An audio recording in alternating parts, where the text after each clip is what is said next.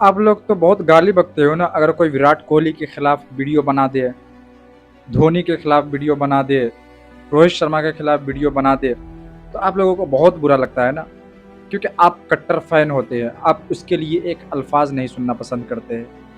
लेकिन अभी जब बात आपके फ्यूचर की आई है, बात आपके करियर की आई है, तो आप लोगों को बुरा नहीं लगता है।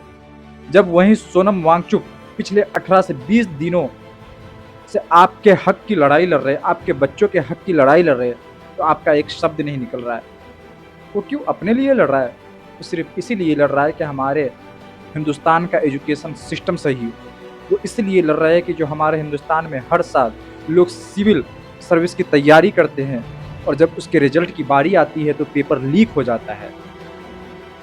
और वो इसलिए लड़ाई लड़ रहे हैं कि हमारे जो हिंदुस्तान का एजुकेशन मिनिस्टर है, वो जो रिस्पॉन्सिबिलिटी नहीं लेते हैं, वो आके प्रेस कॉन्फ्रेंस करके नहीं बोलते हैं कि हाँ हमारी गलती है, यहाँ पे हमसे मिस्टेक हुआ, ये तक नहीं करते, अपनी गलती को एक्सेप्ट नहीं करने को कहते हैं।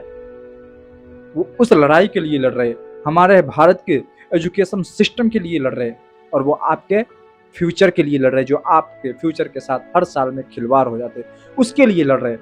लेकिन आप इधर तो आईपीएल में, वनडे, टी20 वर्ल्ड कप में बिजी रहते हैं, और आप ये देखते हैं कि हम जिसके फैंस रोहित शर्मा, विराट कोहली और धोनी कितने रन मारे, उसका स्ट्राइक रेट क्या है, और आपने कभी सोचा है कि आपके हिंदुस्तान का स्ट्राइक रेट क्या है एजुकेशन सिस्टम में?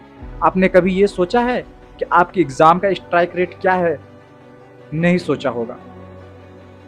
आप इधर, आप जिसके फैन बनते जा रहे हो ना, और आज वो एक सोनम वांगचुक जो अपने जिंदगी और मौत से लड़ रहे हैं, अपने जिंदगी और मौत के बीच में खड़े हैं, जंतर मंतर पे प्रोटेस्ट कर रहे हैं सिर्फ आपके भविष्य के लिए।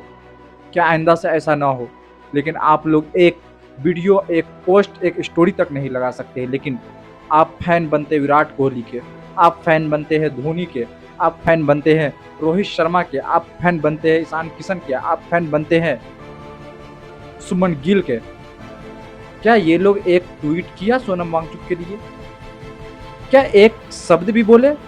अभी मैंने 2 दिन पहले ही देखा, मैंने एक वीडियो देखा, विवेक ओबरॉय है, जो अब तो वो दुबई का नागरिकता ले चुका है, उसको इंडिया से कोई मतलब नहीं। उनसे मीडिया वाले पूछा कि आप सोनम वांगचुक के बारे में क्या बोलेंगे, तो वो बोल रहा है मुझे पॉलिटिक्स के बारे में नहीं आइडिया।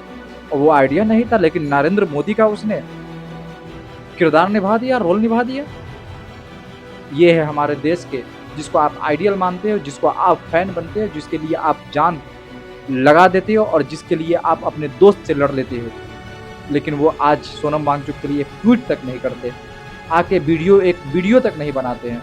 कहाँ गए आमिर खान, कहाँ गए सलमान खान, कहाँ गए शाहरुख खान, जिसके जो आप फैन बनते हैं? क्या सोनम वांगचुक से भी बड़ा कोई हीरो है?